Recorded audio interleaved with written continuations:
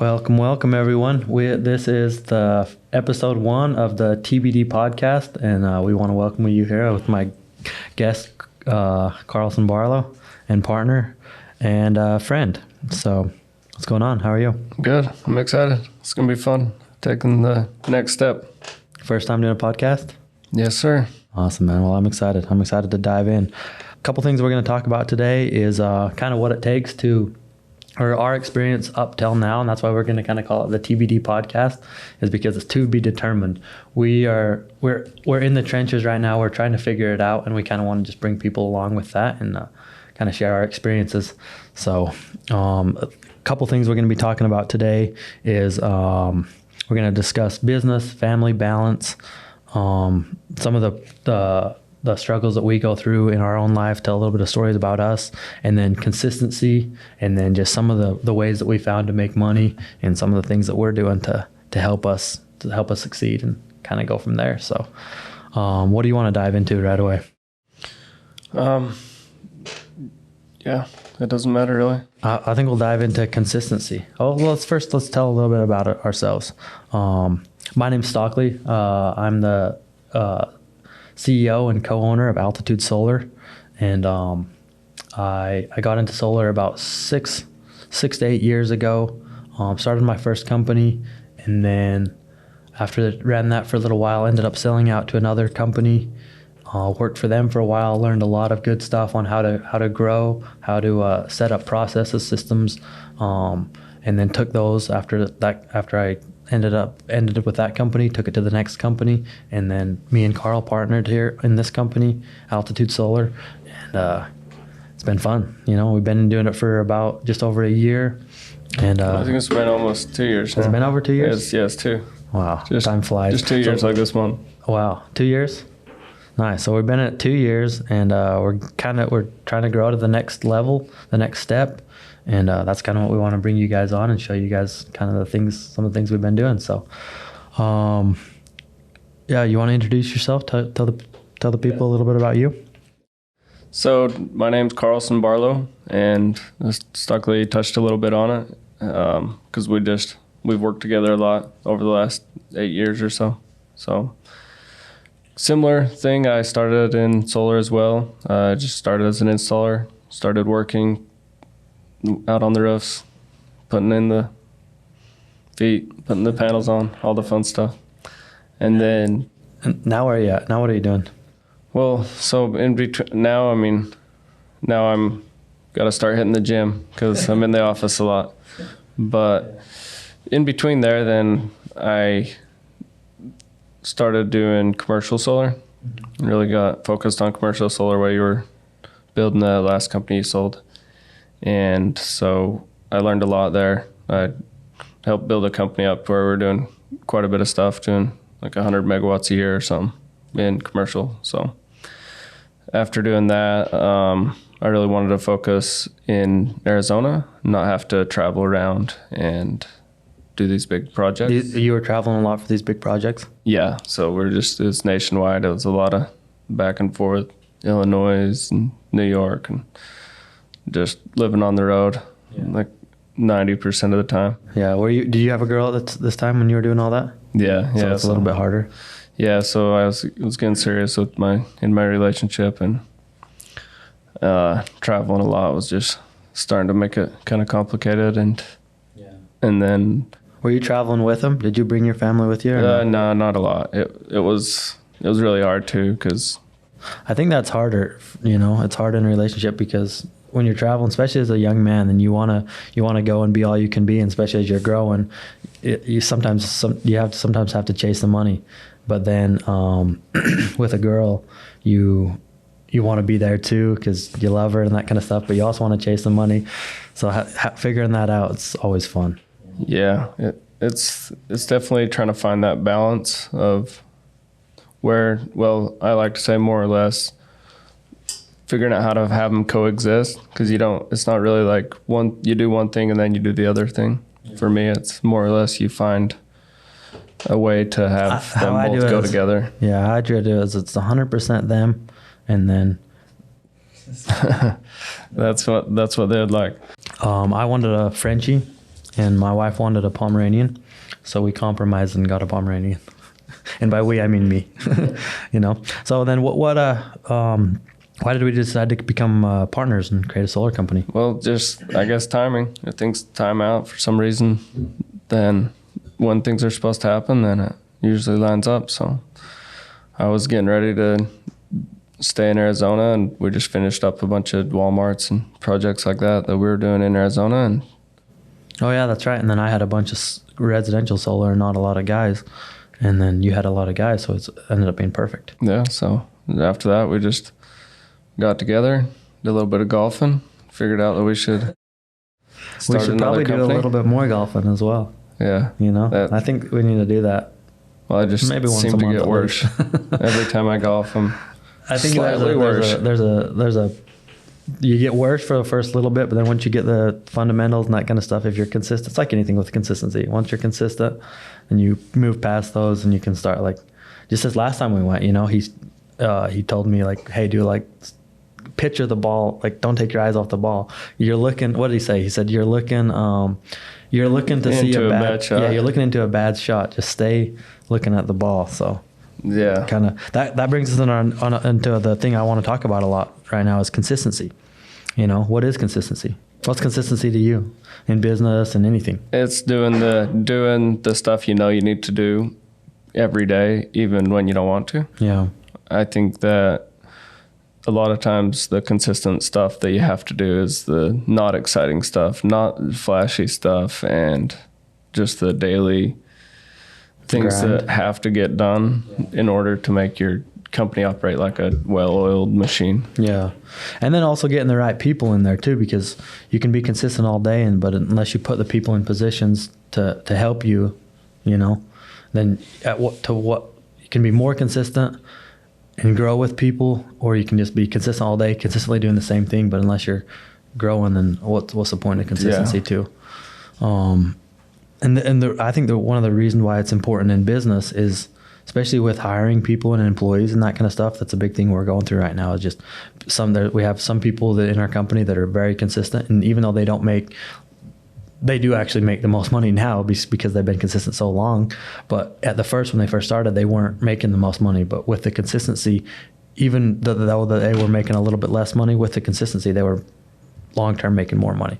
So the consistent guys would make more in a month than the guys that were the consistent low-paid guys would make more in a month than the non-consistent higher-paid guys. You know, so consistency is a big thing.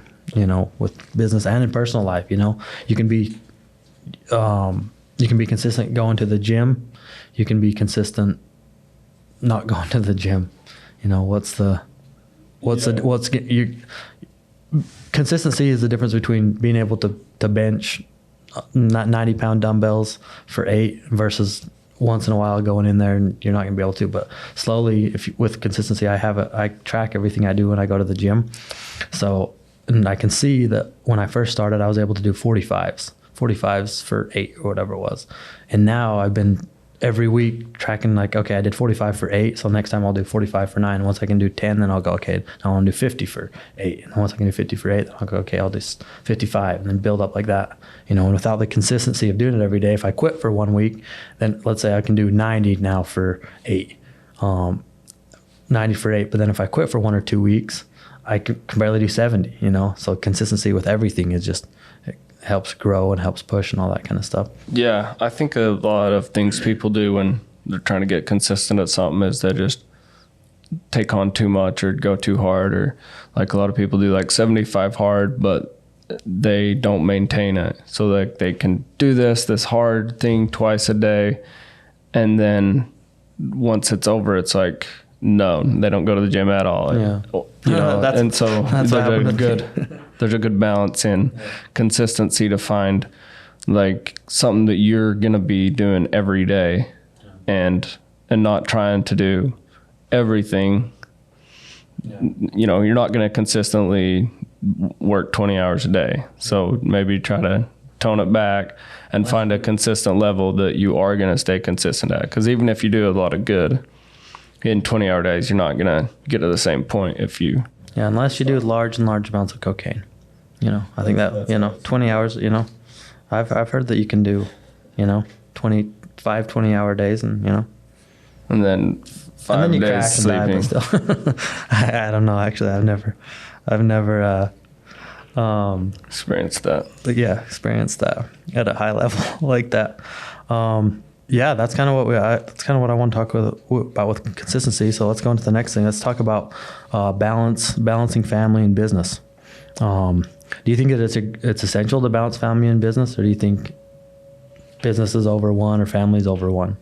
I think that business is kind of over. It's not over family, but if you don't put your dreams priority, then you're not going to put your family priority. So you really got to stay focused on your dreams and your goals. Mm-hmm. And that's going to be the best thing for your family as well, because being consistent at staying focused on your dreams is the same principle that you're going to be able to apply in your family life, and stay consistent and show up for them when you get home from a hard day at work. You still gotta be a good husband and father. When you get done having a hard day, you can't just come home and not show up for your family as well. So yeah, I think for a man, and something has to become before you're a woman, whether it's a business, whether it's like your hobbies, or something has to be like motivate you, because if it's just or maybe it's your kids or something like that, but if it's just your family or just your girl,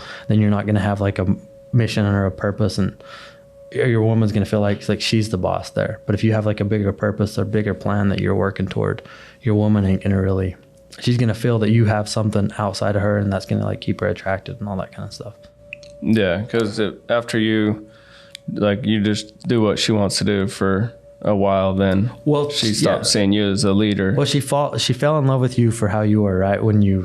She falls in love with you every day because of how you are. But then if you change, then you become clear 100% obsessed with her, and your whole life is making her happy. Then she's never going to be happy, because she feels like she wants to be the number one, but she doesn't want to be the number one. I think she wants to be the number one, but she wants you to lead her towards the dreams that you have. She wants to be a part of your goals, what you're doing. She don't necessarily want you to be a part of what she's doing. She does, but she wants you to have something that you bring her along. Like, this is the most important thing. Like, this has to work in order for everything else to work. Like, if this doesn't work, do you like living in these nice places? Do you like traveling to these nice places, eating at these nice restaurants? Okay, so in order for us to keep doing that, I got to make sure this works. And I feel like if you bring them on like that, that helps. But I don't think balance is that important, especially while you're growing. I think you got to go all in a business, and then once you get to a certain level, you can kind of start peeling away, but you can bring her along, saying like, look, once we get here, then we can do this kind of stuff that you want to do, and then she also has to be able to see some of the fruits of your labors. If she supports you 100%, but then she doesn't see any of the fruits of your labors, like she's not able to go to the nice restaurant. She sees you putting 16-hour days in, but then there's nothing coming out of that, then she's going to be like, what's the point? But if she sees like, okay, we get to go to nicer restaurants, we get to drive nicer cars, live in better places, travel to better places, then she's going to be like more excited when you tell her, hey baby, I have to do a 16-hour day, or I have to do this and this and this. She's going to be more supportive of it, I think. Yeah, I agree on that. Yeah. Do you think business success is directly related to family success or anything like that? To a degree, I think the people that are successful, and the same principles that they're using in business is what's going to make them have a successful relationship as well. So I don't think that like one thing does for the other, but I think if you're committed and you focus on going towards your goals, then that same message is going to resonate in your relationship. Yeah, I think so too. I think like you said, the same principles apply in everything, but unless they're, I think it's easier for men to apply the principles of success in business than it is in families. A lot of people, they'll be really successful in business, but they're not really successful in their family, just because they're putting more of their time in one thing versus the other thing. And I think like where attention flows, energy, or where energy goes, attention flows, or something like that. Where energy where attention flows, energy goes, you know? So if your attention's on your business, you're gonna lack in the family. But that's why I think it's important that she knows what you're doing and why you're doing it and that kind of thing.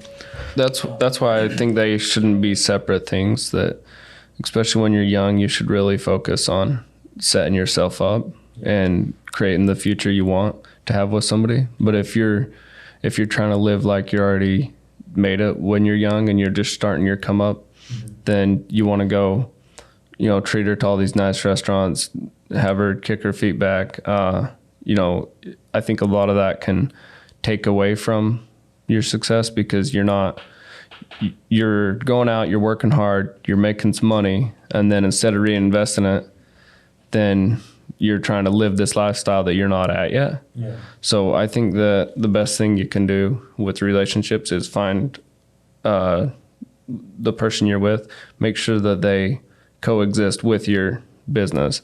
So for me, it's like, if we want to go on a trip, a lot of times then the business needs to go somewhere, and I'm able to work it together to where it's like we go a week early and then we go have our time, but we're also still going towards our goals, and the business is growing. And the same thing with, she brings me lunch at work or whatever it is, like it's got to coexist and work together instead of like one versus the other. At least that's my opinion. Yeah, no, that makes sense. What do you think about though, the saying that you got to act as if, you have to, like you said, you shouldn't do the lunches and not all the stuff until you're at a certain level. What do you think about act as if? Like, do you have to act? Do you think you should go run up a bunch of debt and act as if, or how do you? I don't think you should run up some debt, but I do think you need to remind yourself of like why you're pushing. Because if you work 16-hour days and you're just really focused, and a lot of times these years in business, you don't see just a lot of now return. So you gotta reward yourself along the way. Definitely keep yourself motivated. Like, this is the life we're going towards. Yeah. I definitely, go have some fun, go experience some nice things, but just don't make it a habit to where that you start to lose focus on the business and you start to focus on the next trip or the next, some nice designer stuff or whatever it is. Like, you gotta get that and then be like, okay, this is showing me the vision of our life is having a lot of this kind of stuff, or a lot of success, a lot of trips. Yeah, that's what I feel like. I have to be successful just because I like the nice things. I like doing that. I like going on the nice trips. I like doing all that stuff. So that's the one thing that I have to. And I think coming from that mindset, look, I have to do this. I have to be successful. Giving yourself a good enough reason why. I'm not saying that clothes and designer stuff is just my reason, but like, I like having that stuff, and I also like giving it. Like, I like buying it for my girl and that kind of stuff. So I think that's a good motivator for me. Is okay. Like, this is one of the reasons why I do it. So I can give her that stuff. And she a little bit about like my financial system, or my financial situation before I started all this, was very up and down. Like, 1 month I would make a couple grand, and then 1 month I'd make nothing, and I think that's the one thing that led us to building this business. Was same with you. It was like there was never any sort of consistency around us with work. And I think that kind of helped, build that consistency in. And then also like having those little goals, like, okay, I want to be able to afford this, and then seeing that, oh, hey, I can afford this, and this ain't gonna ruin it, Like, I think or at least my my thoughts around money changed. Like, money's like, it's at the end of the day, it's like nothing. It's just paper, right? But it's like, you have to make a lot of money to be able to buy kind of your time back. Yeah, and going and doing things and buying nice stuff helps you not associate that dollar with like tons of hours of hard work. So you gotta visualize it and allow yourself to accept that it's okay for you to make a lot of money. Because a lot of times in your subconscious, you're like, you start making a lot of money and you get nervous, you get scared. Yourself. Like, this isn't really, nobody really makes this much money, or nobody can afford this. So I think when you go out and buy some nice stuff or go on a trip, like it helps set your mind up for this is okay and this is for you to have in your life. Like, you know, the future that you plan where you see yourself being able to travel a lot, spend a lot of time with your family, then you need to go experience it a little bit and understand that, you know, it's okay to take vacations. It's okay to spend money on yourself, but just don't get caught up in it. And remember, like, you don't want to be talking about that one trip you went on for 5 years. You know, you want to be like, let's go, and then let's get back to work. Remember when, like, we hardly ever do that, dude. Just me and you, and like in our thing, we never hardly talk about remember when these things, because I feel like because of where we're trying to go, we always like not talking about remember when, but what are these next things that we're trying to do? Where are the next places that we can go, or who are the next people we can meet, and that kind of stuff. And I think, I mean, with both me and you, I think a big because of where we came from, we didn't really learn a lot of like interpersonal relationships. You know, it was all, you do exactly this, everyone like telling you exactly what to do, so you never had to really think for yourself, and also like you never had to really develop relationships with, or it was harder to develop relationships with people because it was all in a like this structure, you know.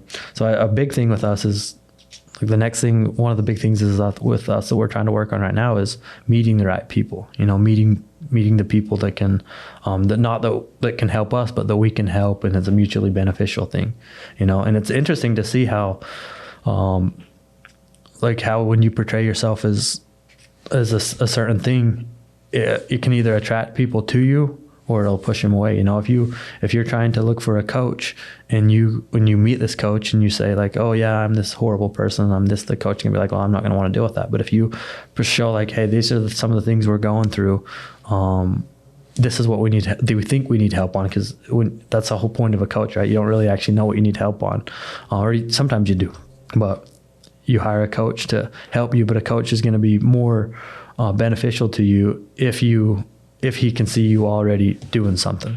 You know, if you're just sitting there like, you know, I don't know what to do, you know, I could go do this, I could go do that, then somebody's going to be like, yeah, you could go, you know, I could be a billionaire. That don't mean anything. It doesn't mean anything unless you're actively working toward it.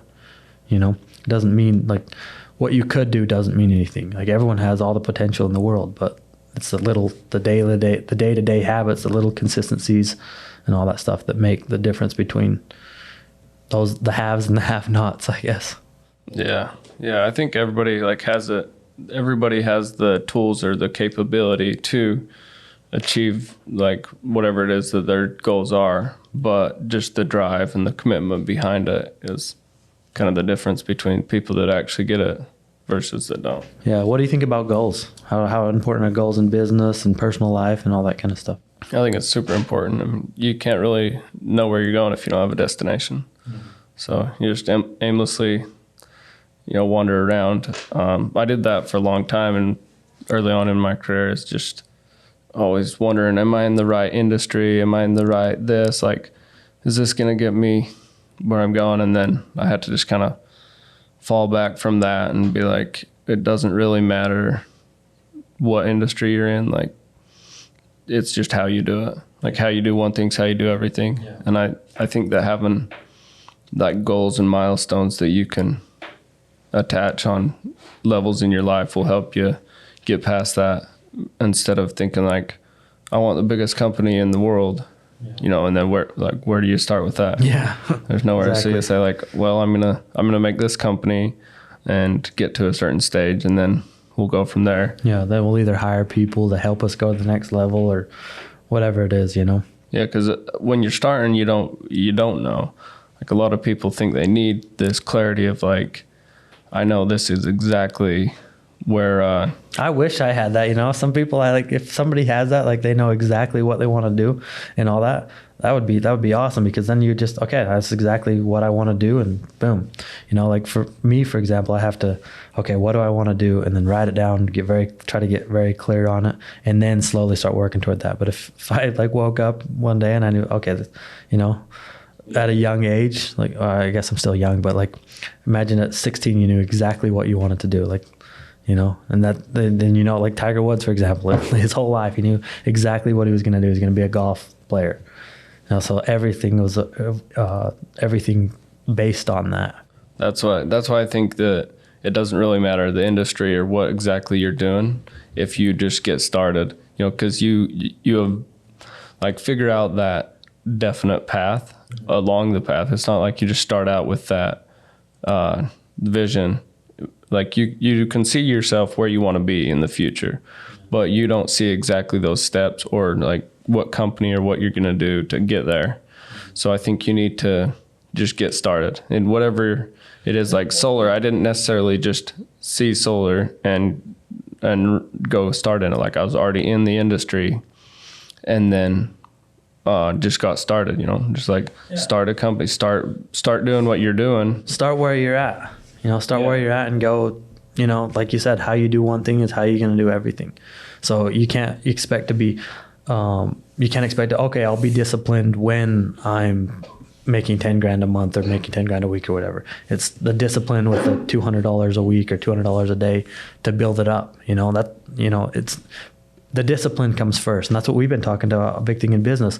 Like we have to act like a big business in order to get to be a big business. Yeah. We can't, okay, once we get to this point, then we'll start doing the stuff, we'll start putting in the systems and the processes and that kind of stuff. We have to do it now. If we want to be then, it doesn't work backward. Yeah. Yep. So I think just getting started where you're at, and then you'll go through challenges, and those challenges and obstacles that you overtake will help you form your long-term like mission with the company or whatever it is you're in. But just not starting and wondering what the right industry or whatever it is. I think just start in whatever you're in. It's like an onion, you peel the onion, you do the first layer, and okay, that wasn't it. You do the next layer until you get down to the core, until you get down to the core of what it is. And once you get that core, then you know exactly like, okay, this is the core of what I'm trying to do and who I am. Like a thing with me, I've been noticing just in my personal life is writing down goals. I know if I write it down and I work toward it, I'm going to achieve it. So it's getting really clear on that, and also thinking big enough, because I know to me, having, for example, 100 salespeople right now seems like out of this world, but one by one, you can build it up. So setting a goal not for 100, but maybe like 300, something that's, or for even 500, and then slowly, like once you get to 100, resetting that goal to maybe 1,000 or something like that, because a big thing is with me setting a goal and then reaching it and then thinking like, okay, like you just fall back on your laurels. You're like, okay, that was like too easy. And then, but keeping the re-upping every time you get close. So you're never actually like achieving your goals, but you're setting up the new, once you get close to the first goal, then setting up the new one, and keeping your eye on that. I don't remember which book it was that I was reading. I think it might have been the E-Myth or something. But they're saying create a game, like in your company, when you're striving towards a goal, create a game so it's like a competition, and it's a game that everybody's playing, but switch it up so that you don't win the game.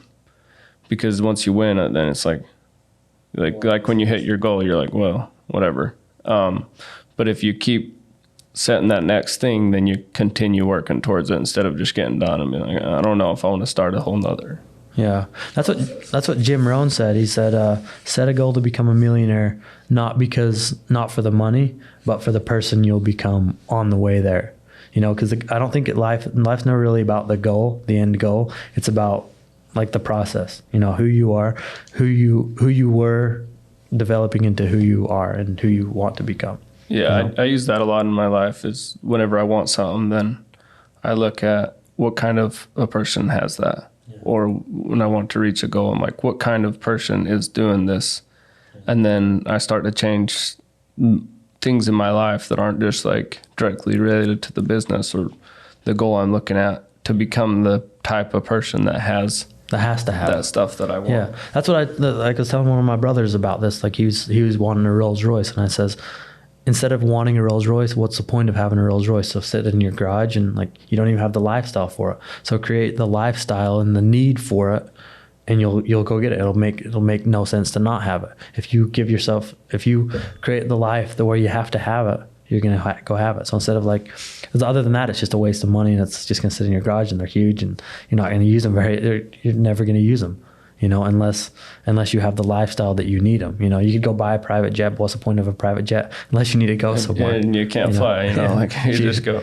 Yeah, so you have to create the lifestyle where you need that, and once you need it, then it's easy. And I think that that's the most important thing, or that's the important thing is create the life first, and then the lifestyle will come. I think that's why a lot of people say like you don't chase the money. Obviously, pushing for the money is a big part of it, but it's to set your mind up for become the kind of person that has a lot of money. Yeah. Well, that you have to. Yeah, that you have to. Like for example, when we first got our warehouse, we were thinking like, this is probably too big. This is like, what are we gonna do with all this thing? Like, we didn't know if we're gonna like be able to even like afford it, be able to use it, be able to fill out how many crews. Because I think we had 2 crews at the time, if even that one crew. One crew basically. But then we got it, and now that we got it, we're starting to think bigger. So think like, okay, now we need this and this and this. So I think setting yourself up, like not going too far, but going far enough to where you have something to work toward. And then like I feel like if we get a bigger one, we're going to be bigger because we're going to have to. It's like with a house. You buy, like right now I live in an apartment, and it's just a small apartment. I have everything just like not very much stuff. And then if I get a house, I'm going to have to fill up that house to make it feel like a home and that kind of stuff. So you get more stuff. You have to, if you give yourself a reason to have more, then you're going to have more, like if you give yourself a reason, like back to the Rolls Royce thing, if you need a Rolls Royce, you're going to have one. If you have to like go business meetings or go meet people or this kind of stuff, and you need that, or you're going to whatever it is you're doing, then you're going to get it, Same with like anything. Same with cars. If you need the nice car, you need to travel, and traveling like makes you feel better, you'll do it. You'll do it. It's like it's putting yourself in the environment where the being successful isn't strange or extraordinary. If you're in the cheapest neighborhood in town and you buy the nicest house, like you'll feel like the king there. Yeah. But if you put yourself in the expensivest neighborhood, then you're like, wow, all these guys are doing way better than me. I need to level up. Like I can't just be. But then you will level up because of the people you're around. The people you're around. When I first moved to Scottsdale, it was like I never I couldn't even imagine living in the place I lived at. In fact, the place I live at right now, I used to think like, wow, I don't know how anybody could afford that. And now it's not that big of a deal. It's just, okay, now I've grown more, and I have more people living there, and it's not a big deal. But I had to start, just seeing that, okay, other people can do it, I can do it too. And you see a lot of like nice cars, you see a lot of like success. There's a lot of nice stores here and everything, and it doesn't seem like money is impossible to get, versus from where we came from, like to have money was like way more like harder, like no one like flashed that they have money or anything like that. It was all like quieter, and like it seemed like it was more scarce, but here it seems like there's more money. It seems like there's more people succeeding. It seems like there's more opportunity. It's like, that's the one nice thing about it pretty much always being summer, it's just seems like putting yourself in those environments where it seems like you have a chance of success and you see other people succeeding. That's like where I live. Then a lot of my neighbors have Lamborghinis or whatever, and Ferraris, and Rolls Royce. And it just seems more attainable. It's like if these guys can, you're hang out with them, and we're not that different, So seeing that around makes it become a reality, like normal. Like everybody has an iPhone, but at first it's like $1,000 or $2,000 or whatever it is for an iPhone, and everybody's like, well, why would you pay that much money? But now then, like my 7-year-old niece has an iPhone, a brand new iPhone. So it's that, everybody has one, and becomes attainable for you. So the same thing with the nice stuff around you. It's like, this isn't normal. Scarce. There's not not enough money to go around. Yeah. Everybody here has this, and it's not a big deal to them. And that's the other thing too, is some people like think they think that you think you want the success and you think you want this stuff, but then are you willing to pay the price? You know, some people think like, okay, I want a nice car. Okay, with a nice car comes a bigger payment, bigger maintenance costs, all this stuff. So are you like, do you actually want it, or just does it sound cool? You know, I have somebody who I know that they wanted a nice truck and then they got it and they're, oh well, this is a $1,000 payment. And then it becomes like, okay, yeah, I don't want it, and I gotta like retract. So he retracted. Now he's driving something way worse. But in that truck that he had, the $1,000 payment, you feel better. It's a nicer vehicle. You're like the comfort level and like you feel like you're happy to drive it, versus in something that's free or $100 a month, then you're gonna like, fuck, I gotta like work, I gotta like do something, I gotta get out of this. So it can be a good motivator, but not everybody's willing to pay the cost, like to drive the nice stuff, because with everything, you know, with the nicer things comes a higher cost, and with a higher cost comes you have to do more, you have to be more, and that kind of stuff to be able to afford it. That's what I usually look at, is the risk to reward ratio. Just kind of a quick method to base my decisions off when I need to make a quick decision, like hiring a coach, for example. It's like, this is, you know, a lot of money, but you know, if I don't, then I'm probably gonna make the same progress I did the last 2 years. Yeah. If I do, the risk is pretty high with this price, but the reward, if it works right, is way bigger. Yeah, but it's interesting too, because with that same thing, what if you're already achieving? Like, what if you're kind of achieving more than you, like in the last year, you achieved more than you thought you could, and then, you know, so to like push that and say, okay, even though I'm still doing good, you know, how do I do better, you know, and keep doing that. That's what we were talking about with goals, like not achieving it, but like once you get close to that one, setting the next one, you know, and yeah, like. Well, sometimes that kind of thing helps you realize where you're at. A lot of times you know, you're stuck in the trenches, you're doing the daily stuff, being consistent at it, and you're not seeing like the bigger picture around you. So you have to step out sometimes and kind of get an overall look of where you're going. Yeah. And are you making the progress you need? Like, you have to reevaluate yourself and your goals constantly, because sometimes you just achieved them and you didn't realize that, and you're just you're just sitting at that level. Like, I was like, okay, we need 5 crews. That was a goal, and then I didn't even realize, like, oh, we've had that for 6 months or whatever. Yeah. And you know, what's the next step? Yeah.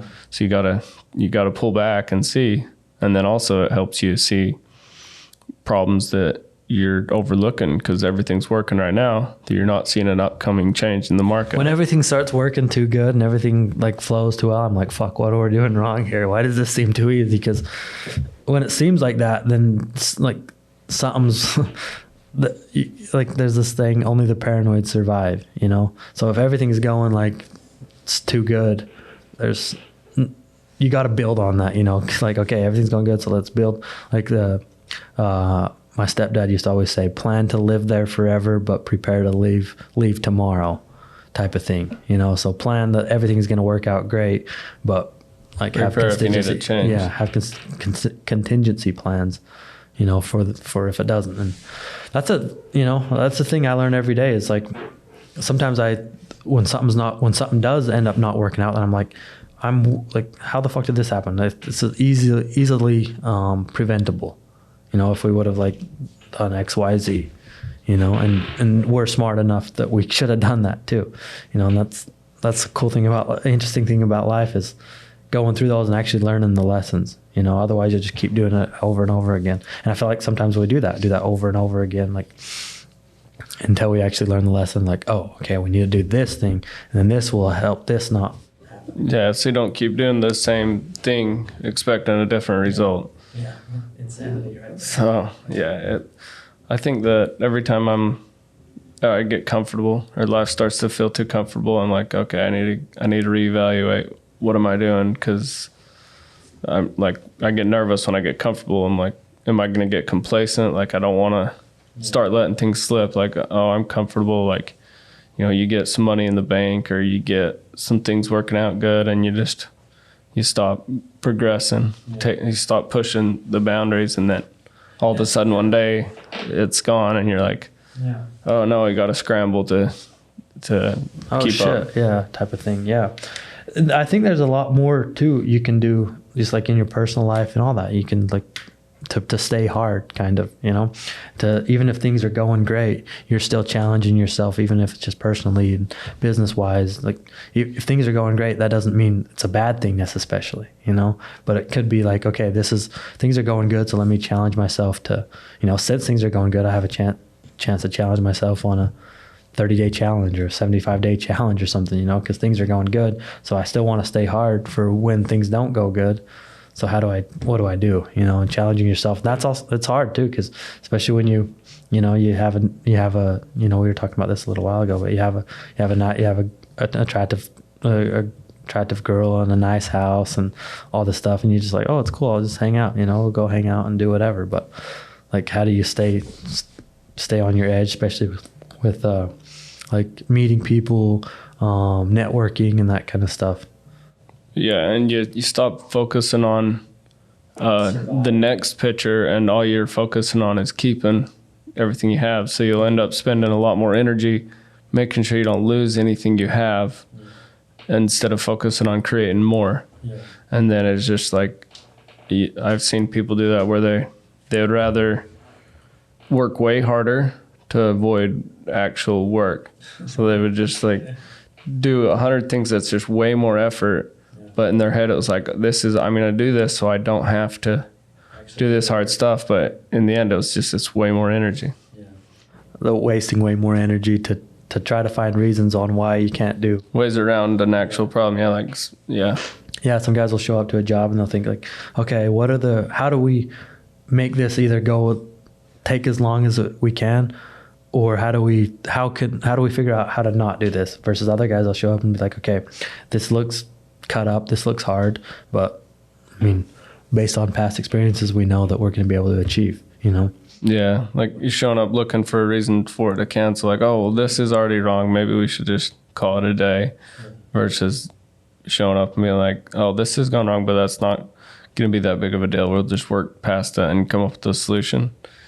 And that kind of mindset just puts somebody at the top of their game. And in everything, and how you do one thing's how you do everything. So it starts with that. It starts out on the crew, like looking for ways for it to work. Yeah.